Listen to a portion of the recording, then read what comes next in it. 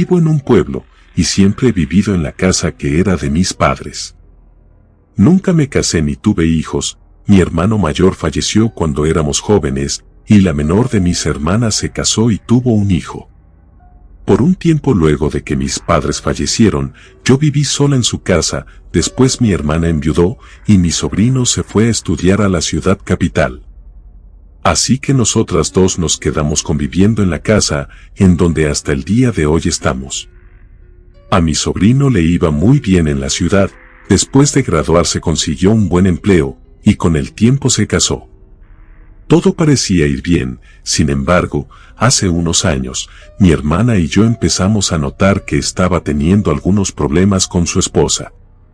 Nos dimos cuenta porque la última vez que vinieron juntos a vernos, notamos que ya no se llevaban bien, aunque hicieron lo posible por no discutir frente a nosotras, era evidente que tenían problemas, solo estuvieron 4 días, y por lo menos 2 noches los oímos discutir en su habitación. Unos meses luego de esto, mi sobrino nos contó que había decidido divorciarse, aunque no nos dio detalles de los motivos que los habían llevado a esta decisión. Más o menos un año después inició la pandemia, igual que para todos, fueron momentos de incertidumbre, mi hermana siempre le estaba recordando a mi sobrino que se cuidara. Entonces él empezó a llamarla cada vez menos seguido, decía que por la emergencia de salud tenía más trabajo de lo normal, aunque para mí no tenía mucha lógica, ya que él trabaja en el sector financiero, pero decidí no comentarle mis dudas a mi hermana, pues ya tenía suficiente con todo lo que estaba pasando. Unos meses después recibimos su llamada diciéndonos que quería mudarse con nosotras, mi hermana le preguntó si le dejarían hacer el trabajo desde la casa, fue cuando nos dijo que se había quedado sin empleo. Un mes después hizo la mudanza, llevaba algunos muebles que había comprado a lo largo de los años, fue cuando nos confesó que en realidad se había quedado sin trabajo desde hacía más de 6 meses, no dijo nada antes para no preocuparnos, pero no logró que lo contrataran en otro lugar, y después con todo lo del virus la situación había empeorado. Tuvo que vender su auto para pagar deudas, estaba prácticamente en la ruina, y aún le quedaba un préstamo por pagar en el banco. Yo no me explicaba cómo todo esto había pasado sin que nosotras lo supiéramos, no es que yo fuera entrometida en la vida de mi sobrino, pero es para mí lo más parecido a un hijo. Las noches que siguieron a su llegada a la casa, empecé a tener unos sueños particulares, eran recuerdos, soñaba con mi padre, con mi abuelo e incluso con mi hermano, pero hubo uno en particular que me causó mucha curiosidad. Estaba jugando en la calle, me veía como cuando era niña y estaba allí con mi hermano, de pronto a lo lejos me parecía ver a mi abuelo, como no alcancé a conocerlo en vida lo reconocí porque en la casa aún conservábamos unos retratos que habían sido pintados a mano cuando mis abuelos eran jóvenes.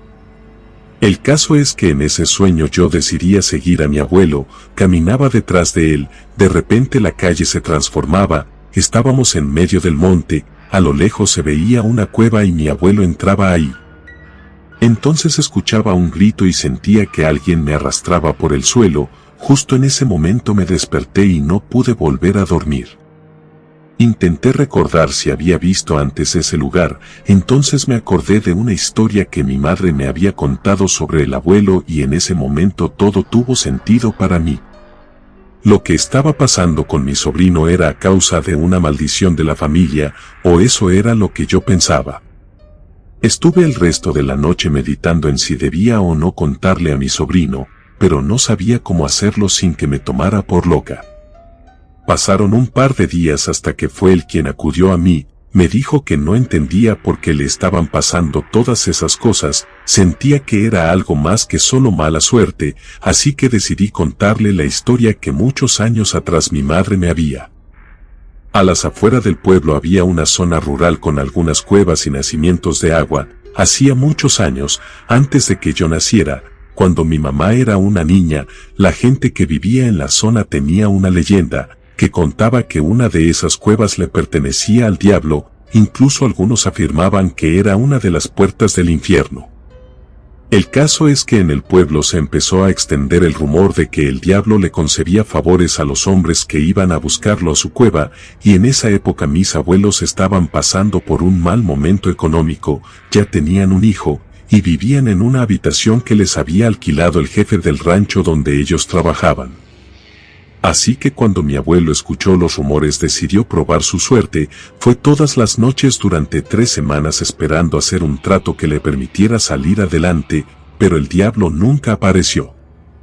Con el tiempo su frustración creció, así que empezó a beber cada vez con más frecuencia, ya no iba todas las noches a la cueva, pero a veces cuando estaba muy ebrio, caminaba hasta ese lugar e incluso en varias ocasiones la abuela tuvo que ir a buscarlo en la mañana porque se quedaba dormido en la entrada de la cueva.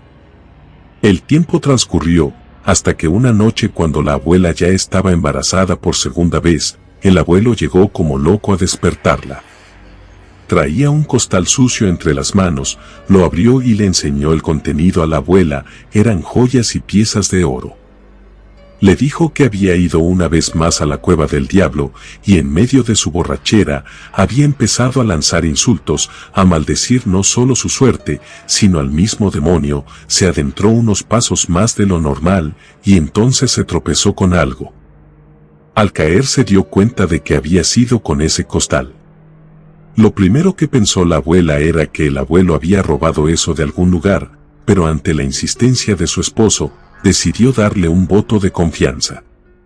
Con el tesoro que había encontrado, el abuelo compró un terreno y construyó la casa donde vivimos hasta el día de hoy. Según me contó mi madre, cuando ella era pequeña, todos vivían muy bien, eran felices. Pero un día el abuelo volvió a beber, parecía desdichado, duraba días y hasta semanas sin volver a la casa, dicen que perdió el resto de las joyas apostando. Pero lo más extraño era que una noche había llegado a despertarlos a todos, les dijo que debían empacar sus cosas, que el diablo iba por ellos, no paraba de pedirles perdón y decirles que todo era su culpa, que él había tomado algo que no le pertenecía, que había robado al diablo y ahora iban a estar todos malditos. Mi madre dice que después de eso hubo otras noches iguales, hasta que un día el abuelo se fue y ya no lo volvieron a ver. Para mí aún había algo peor que esa historia, pues cuando mi madre me la contó no le di mucha importancia, a pesar de que ella decía que su hermano estaba loco a causa de eso. En ese momento yo no lo creía, pues yo sabía que los médicos decían que el problema mental de mi tío había sido causado por unas fuertes fiebres que le habían dado cuando era un bebé. Sin embargo, mi mentalidad cambió cuando mi hermano falleció. Fue cuando yo tenía 15 años, mi hermano estaba por cumplir 21, era un joven muy inteligente, con esa edad ya había iniciado un negocio de venta de autos que en solo unos meses había empezado a dar mucho dinero, pero unas semanas antes de su cumpleaños, enfermó, le salieron unas marcas en la piel, como ampollas, siempre tenía náuseas y mucha fiebre, era tan alta que empezó a delirar, decía que veía al diablo y que se lo quería llevar.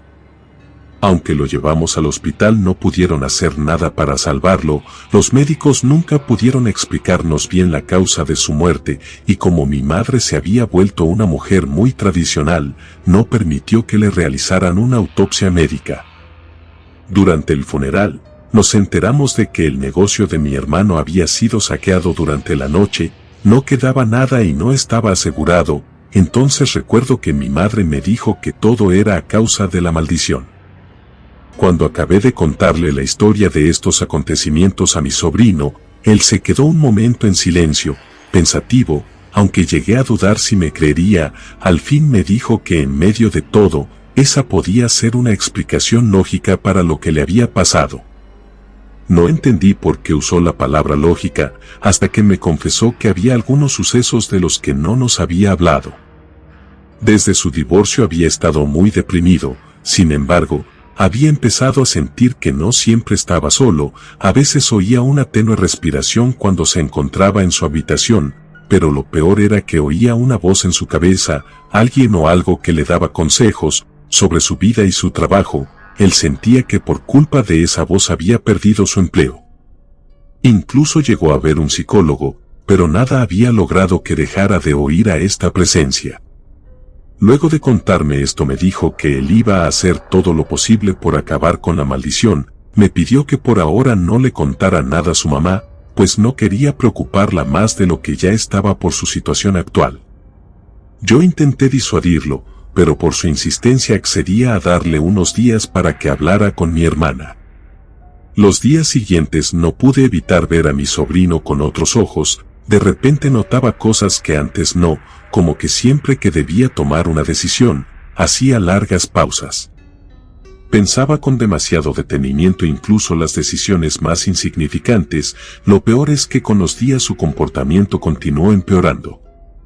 Una noche me desperté al oír un ruido en la sala, me levanté y vi que mi hermana también había salido de su habitación. Encendimos la luz de la sala y vimos que uno de los sillones de madera que teníamos ahí estaba volcado en el suelo. Seguramente ese fue el ruido que nos despertó, pero detrás del sillón estaba mi sobrino de pie y viendo hacia la pared. Mi hermana le habló, pero él no contestó, ni se movió, como si no la hubiera escuchado. Nos acercamos despacio, pues nos parecía una actitud bastante extraña. Entonces noté que estaba susurrando algo, pero no podía entender qué era. Cuando vi su rostro me di cuenta de que tenía los ojos entrecerrados. Continuamos diciendo su nombre, pero no se movía. Entonces mi hermana, que estaba al borde del pánico, lo sujetó del hombro, y al ver que seguía sin reaccionar, lo sacudió con fuerza. En ese momento él se sobresaltó, dio un paso hacia atrás y cayó al suelo. Se veía muy asustado. Intentamos tranquilizarlo y le ayudamos a que se sentara en el sofá que estaba cerca. Le dimos agua y le preguntamos qué estaba haciendo. Él nos dijo que no sabía, que se había acostado en su habitación como todas las noches, pero había tenido un sueño particular. Decía que estaba frente a la casa, en la calle había unos niños jugando, y de pronto un hombre pasaba frente a él. No pudo explicarnos por qué, pero decidió seguir al hombre. Caminó mucho hasta que llegó a una zona llena de árboles. Entonces vio una cueva a la que el extraño había entrado. Él había decidido seguirlo, pero al entrar a la cueva, lo había perdido de vista, y cuando intentó regresar no encontró ninguna salida. En su sueño había empezado a oír gritos y lamentos y de un momento a otro había sentido unas manos inusualmente grandes que lo sujetaba por los tobillos, y fue en ese instante en donde se despertó y nos vio a nosotras. Le contamos que lo habíamos encontrado en una actitud extraña. En ese momento lo presioné para que le contara a su madre sobre la conversación que habíamos tenido. Ella estaba más molesta conmigo que con él, porque pensaba que al contarle la historia familiar lo había influenciado o se había impresionado tanto que ahora tenía esos sueños que le causaban episodios de sonambulismo, pero él le insistió y le dijo que estaba seguro de que algo no estaba bien. Entonces, después de hablar casi hasta la madrugada sobre cómo resolver la situación, decidimos que lo primero que debíamos hacer era solicitar la ayuda del cura del pueblo. Después de todo, mi sobrino ya había intentado con psicólogos, y no había podido solucionar su problema. Al día siguiente fuimos los tres hasta la parroquia para explicar el caso. Tardaron mucho en atendernos, pero al fin entramos al despacho parroquial y le contamos al sacerdote. Después de contarle todo el caso, primero nos dio un sermón, que en realidad era para el abuelo de mi madre, quien a fin de cuentas era quien había buscado al demonio. Luego nos dijo que debía investigar el caso a fondo. Nos contó que no era la única vez que alguien de esa población decía estar en una situación similar. Sus antecesores contaban historias sobre las cuevas de esa región, pero en realidad una gran parte de esas historias nunca habían podido probarse. También dijo que lo complicado del caso era que debían averiguar si mi sobrino estaba bajo un tipo de posesión o una influencia, pero como él no era experto en el tema, iba a consultar a alguien más para explicarnos qué hacer. Nos fuimos de la parroquia. No habíamos encontrado la ayuda que esperábamos recibir. Debíamos tener paciencia y esperar a que el sacerdote nos contactara de nuevo. Los días siguientes pasaron muy lentamente. Mi sobrino seguía teniendo pesadillas. A veces escuchábamos sonidos extraños durante la noche, aunque no volvimos a encontrarlo igual que la vez pasada. Al fin, casi 2 semanas después de la visita a la iglesia, se comunicó la secretaria del despacho. Pidió que en esta ocasión solo fuera mi sobrino, así que tuvimos que esperar a que regresara para que nos contara qué le había dicho el cura. Estuvo casi toda la tarde ahí, y cuando volvió no nos dio mucha información. Dijo que le había hecho un par de preguntas sobre su vida y sobre lo que veía, luego había realizado una oración y le dijo que debía sustentar su caso a la arquidiócesis para que enviaran un experto. Le dio un libro de oraciones y dijo que debíamos tener mucha paciencia, pues por lo general la respuesta para casos como este tardaban mucho. Mi sobrino estaba tan desesperado que dijo que la iglesia no le servía para nada, que lo mejor era buscar otro tipo de ayuda. Aunque no estábamos del todo en desacuerdo, a nosotras nos preocupaba mucho que la desesperación solo empeorara las cosas. Sin embargo, accedimos a llamar a la curandera que conocíamos de toda la vida. El problema fue que cuando le contamos a la curandera sobre el caso, ella dijo que no tenía los conocimientos requeridos para el asunto, pero conocía a una persona que podía ayudarnos. En cuanto nos dio el número y el nombre, mi hermana lo reconoció enseguida. Ella decía que era un viejo brujo, un estafador que no tenía escrúpulos, pues aceptaba cualquier trabajo por el que le pagaran bien, y le advirtió a mi sobrino que no se acercara a él. Terminaron discutiendo, y cada uno se encerró en su habitación. Recuerdo que un rato después de eso mi sobrino salió de la casa y no regresó hasta la noche.